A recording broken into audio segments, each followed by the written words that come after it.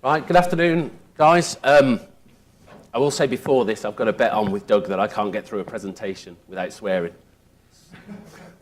I will probably... You've not met me before, have you? I can see you're all excited because there's another GDPR presentation. It's only the third one today and there's a round table afterwards, so if you haven't had your fill and you're getting really excited by this, fill your boots. Hopefully it's slightly different. So 28 days ago, I was the head of cybersecurity for that lovely institution, HMRC. Not a single boo in the house. Wow, blimey. Is that because I left? So I'm actually going to give you a customer perspective, someone that used to receive probably 3 or 4 GDPR emails a day that were just talking nonsense. So hopefully give you a bit of a real-world flavour to it. GDPR fatigue. The world and his bloody mom. That's not swearing. The world and his mom. Not by my standards, mate. I'm going to talk about the C word and it ain't compliance. The world and his mom is talking about GDPR and it's getting tiresome. And as a customer, I was tired. And email after email would come into my inbox and I would just hit delete. Occasionally, I would click on one by accident, scare myself witless and just close Outlook. To me, it's not about GDPR, it's about data protection. And data protection is not a new thing. DPA is almost 20 years old and none of you are compliant with it today, so hey-ho. We'll just go through and give you a bit of a flavour. So there's a bit of a view from the customer in the market, what GDPR is and what it isn't, what it means for an intelligent organisation, is that one of you? What it means for a thick organisation, sorry, non-intelligent organisation. We'll see which one you lie in. And what I think you should do, personal opinion. What the customer feels. Fatigue. As I say, everyone is saying they can sell GDPR. Anyone would think there was money in GDPR for any organisation that can sell you those services, whether it's a £200 assessment through to a long-tail engagement. Confusion, it's regulation, which means it's not black and white. There's lots of grey. We will only find out which way the law lies when we have the first set of fines and the natural legal challenge, because, hey, what have you got to lose at that point? And we actually understand which way the law goes. There's a great one around data controller, data processor. The general view is it's kind of moot point. It's actually about behaviour of either of those entities, not which one they're designated as. But we don't know yet. It's great fun. Denial, much like breaches, it'll never happen to me. It's always someone else. You know, why don't we invest in security? Why do we get it so wrong? Because we're all crap at it. And panic, TikTok, May. If I don't do it by May, we're all going to die. And the odd organisation feeling a bit smug because they actually understand what this is about. I'll have a look at faces and see which is which.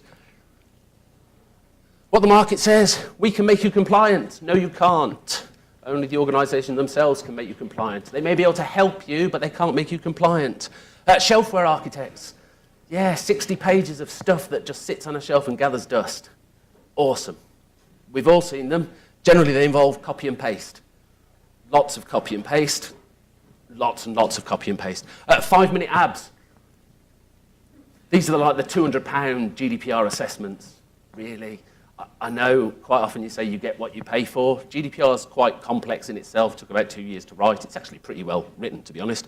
Data protection itself is really, really complex. £200. I almost said it. No. All right, if you want to burn £200, do it. Encryption's what you need. What we need to do is to discover all your data and encrypt it, and everyone's a winner. Except you won't discover all my data because, well, some of it's on paper, and you can't find that, and you can't encrypt it anyway. And some of it's on a laptop that's probably in that cupboard there, but it might not be. In fact, we've got no idea where it is. And that's on a completely different network. But hey, also, if I'm an attacker, I'm going to compromise something that has legitimate access to the data, a user. I'm going to request the data. I'm legitimate. You will decrypt it, give it back to me, and I will walk off with your data because that's the path of least resistance. Yeah, I wouldn't bother with the encryption bit. Not the one that solves all your ills. It's one part of the problem.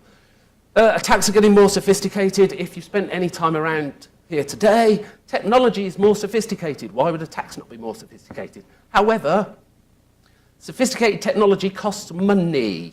There is a return on investment in attacks because they're all done by human beings. There is a business purpose to them. They might be slightly more agile than yourselves, but there is always a business purpose.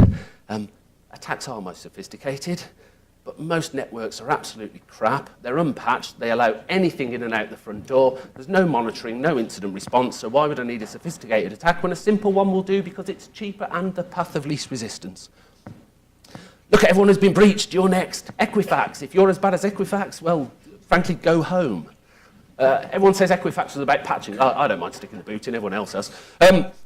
It wasn't just patching. A breach never happens because of patching in isolation. It doesn't. No patching. Open ports and protocols in from the internet. Why? Flat architectures, no access controls and databases, frankly, no monitoring, and evidently zero incident response plans. You've got a domino effect, just a cacophony of wittery. And the fear, fines. We're all going to be fined £7 billion. There is gold in them there hills. There really is. What it isn't, it's not Hackmageddon. It's not the end of your business. We've seen loads of things about the next breach will kill an organisation. The BBC ran an article at the start of the year that said a major bank will fail this year because of a cyber breach. Sony's still around. Target's still around. Equifax will still be around. They are recoverable. They are recoverable. Don't fall for the rubbish. It's not as bad as it seems. What it is, it's the latest regulation aimed at bringing protection of personal data to the fore. That's nothing new, and it's actually a good thing. Let's stop flirting with data protection and actually start maybe doing it properly. Awesome. It's not easy, but awesome. The key thing is ensuring that there are reasonable measures in place to protect said data. What the hell does reasonable mean? Well, it's open to interpretation. Oh, yeah, because it's law. Yeah, it's not black and white. Thou must have dual-pair firewalls for different vendors for no apparent reason, because they've all got the same rules that just allow anything through. It's there to heat your data center. Awesome. It's just about applying common sense. I know we generally leave that at the door. I used to be a civil servant. We leave that at the door. We'll have a meeting about common sense at some point. We'll need a meeting to discuss when the meeting will be first. Not really. There are some good civil servants. Well, there were, but I left. It's about data protection in its fullest form. Its fullest form. Corporate governance, data governance, HR, information security. Yes, it is a bit of it. Third parties. Physical! Everyone forgets physical. It's sometimes easier just to walk into an organisation and have off with stuff. You would be amazed how lax people are. An intelligent organisation, which I'm sure you all are. You may not be intelligent people, Doug, but you are an intelligent organisation, I am sure. Not that Doug, that Doug. That. Too many Dougs. It's important to apply business context, empathy. Oh, empathy. To approach any data protection.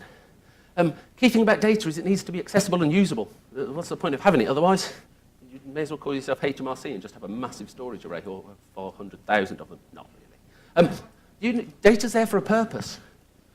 Let's be pragmatic. Ooh, 15 minutes. Good luck with that one.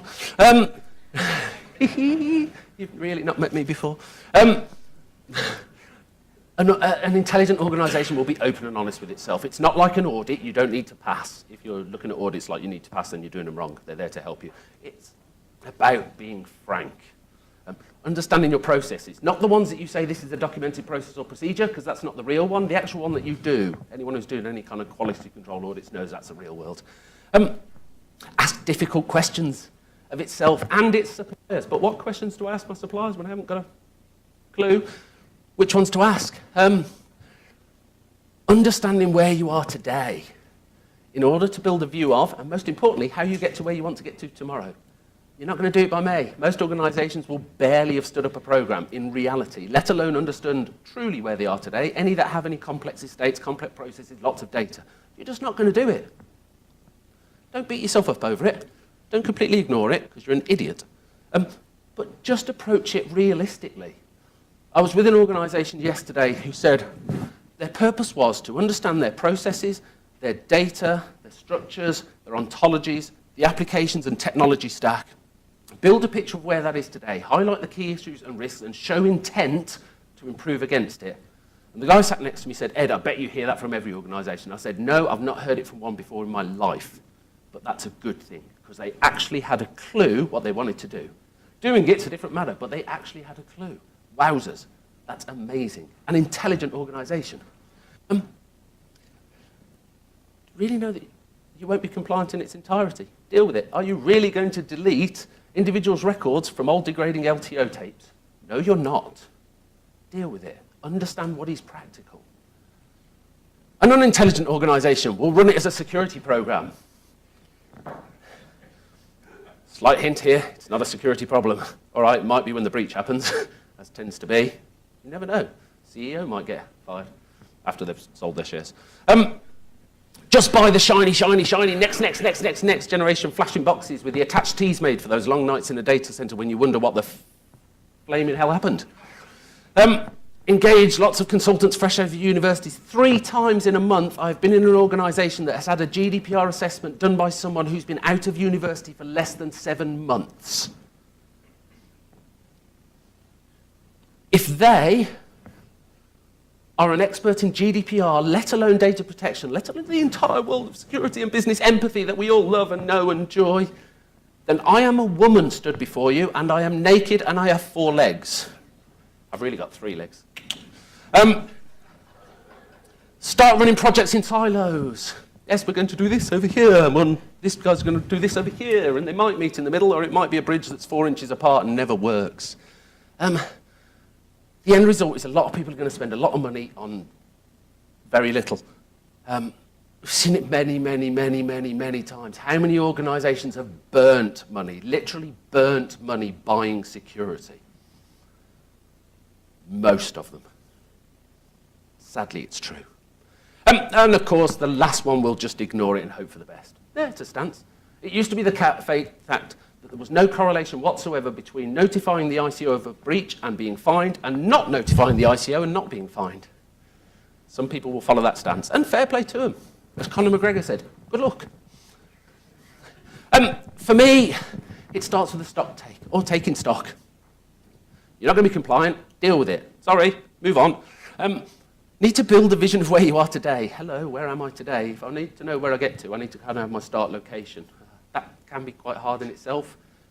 It can be expensive, it doesn't necessarily have to be. There's lots of ways to skin a cat.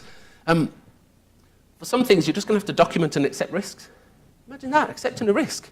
Yeah, you're allowed to do that so long as you document it and actually show that you review it every once in a blue moon. You know, that risk management life cycle, the one that no one ever does. They just do that risk assessment bit at the front and then just leave it alone and walk off. Oh, we need to do a pen test. No one does risk management. Build a pathway to demonstrate improvements in your data protection maturity. Give yourself a defensible position. That's what your lawyers want. Lawyers can defend a defensible position. If I stab Doug now, I don't really think I can cite the Human Rights Act to get out of that. I had a honestly held belief that my life was in danger. Sadly, there are witnesses. That wasn't the case. That's an awesome one. If you ever want to kill someone, by the way, that's the one to use.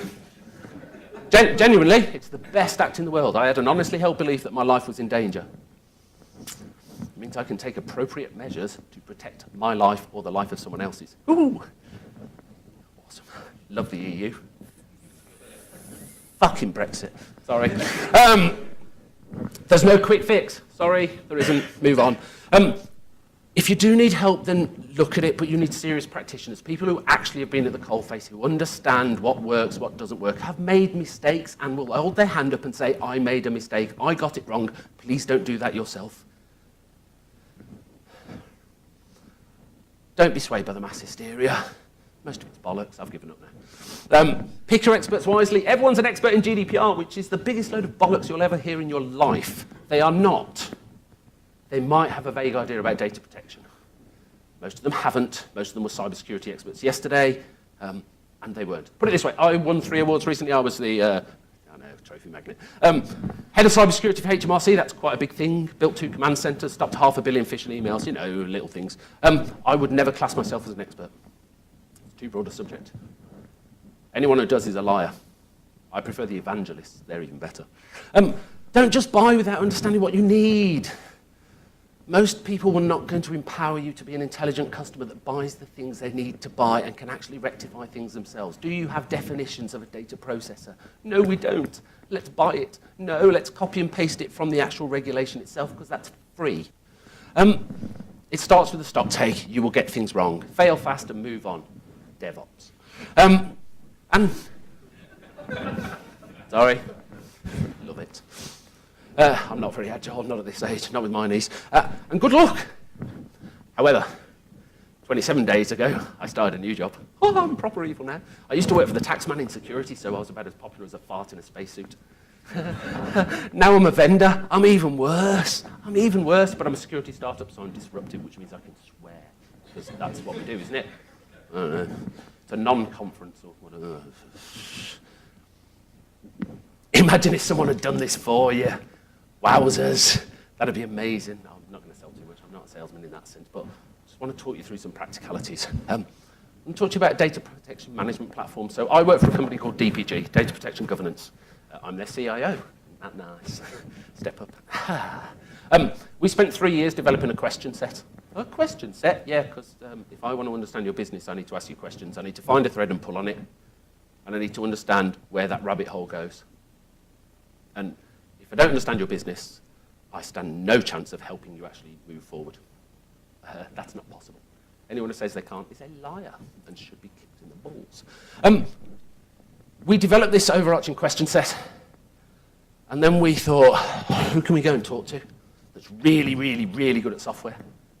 Oh, hang on, losing the title. So we went and talked to Software AG, and we joined a partnership with Software AG. So Software AG are a German firm, which means they're very efficient, but they're very good at developing software. And we've integrated with their software.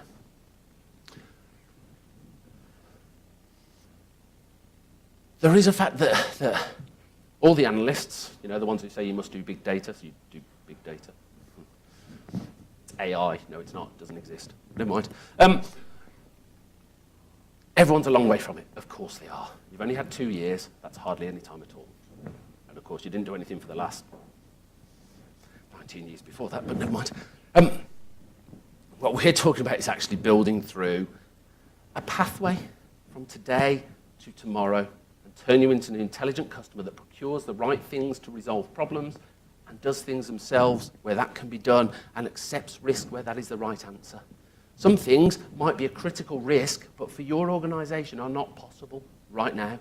So let's document it now and show some intent to actually move it forward. Or actually, we can address these things here and show a demonstrable improvement from where we are today. The key thing here is to actually build your understanding of where you are today into the inevitable transformation that every organization on the planet is going through. Whether that's a new CIO, a digital transformation, whatever it happens to be, everyone goes through transformation. It used to be called change, now it's called transformation. If you build it in 5 minutes, okay. Maybe 6. We'll chat. If you actually build it in, Doug mentioned before, privacy by design, secure by default. Imagine that, having security at the start of a project. Wow, that would be amazing. We've only been talking about that for 400 years. But actually do it. So understand where you are today and build some of those patterns into your transformation. Patterns, see? Agile, DevOps, all that. Build repeatable patterns to do an improvement your data protection maturity throughout your transformation so that you don't fix it once and then change it and break it again. You actually build it in and fix it every time you do it and become slightly efficient and save money. I say save money because everyone bolts security on at the end and it roughly costs, you could say, about a third on top. The most important thing is it's cumbersome and it's generally detrimental to the business outcome of the change in the first place because you're bolting it on afterwards, and that's rubbish. Build it in from the start, you actually get your desired outcome, and you build your security into it. Ooh, there's a novel idea. Imagine if we did that. We used to once. It's about understanding, building a true insight, knowing you're not compliant, knowing you won't be by May, but understanding where you are and ensuring you can build things through. We sit on top of Software AG's Aris platform predominantly. Now, if anyone knows Aris, it's absolutely awesome at process mapping, data mapping, application and technology mapping, and integrating between them, which which then means you can maybe assess all those GDPR questions and data protection questions against the processes that you've got mapped and actually start to build a picture of where you are. And then understand, if I want to do X to improve that, what's the knock-on effect from it? Ooh, now there's a novel idea. I'm quite good at this sales crap, aren't I? No, I'm not really. It's about understanding how we can maximize the return and what you want to achieve. Otherwise, you are going to burn money. It doesn't cost an arm and a leg either, which is really nice. It's just about maximizing the possibility with that. Rome was not built in a day. If it was by civil servants, it still wouldn't be built. I can say that now, I've left. Main thing to take away from this, because I'm almost done and I want to actually cut below the 5 minutes. There is no right or wrong answer to this. Every organization is different, unique in its own way. It's the same as what can you learn from a data breach? Nothing beyond someone got breached because your organization is different from them. How do you achieve GDPR compliance or data protection? Differently from everyone else because you are different from everyone else in your own right. You have different employees than they do. There you go, that's enough, done, you are different. You have different technology, you have different culture, you have different policies, you might not have policies. Everything about your organization will be subtly different from someone else's. So don't do a one-size-fits-all approach. Only you can actually understand where your business is today. You might need help as to what questions to ask yourself. We think we've done a pretty good job of that. It's not to say we're the only thing out there. Everyone's selling GDPR. We think we've done a decent job. It took 3 years. That's a lot of work and a lot of arguments. It's great fun. If you can understand that, and you may need help to actually move you to the next point, at least it helps you become an intelligent customer to understand, I need to fix this problem here. Imagine starting with a business problem. There's another novel idea, a business problem to which you can find a solution. No, I'm sure the answer's Hadoop, and we should just do that. What problem? Yeah, that way burning money lies. The more intelligent you are as a customer, the more you spend your money wisely. The more you realize for some things, you don't need to spend any money. You can just do it yourselves. And you don't necessarily need the expertise that's out there. We're all going to hire DPOs, and actually that's a great thing to find a load of people with skill set like mine for your organization. That can only be a good thing. We don't grow on trees, unless you look at LinkedIn, in which case we do grow on trees. The cyber skills gap is easy. You just put expert or evangelist at the end of your title on LinkedIn. Done. Skills gap solved? Not really. I've been doing it a little while, just a little while. I have been recognized by people. I like to keep it quiet. Sort of. I dropped my last award and broke it. There was a risk.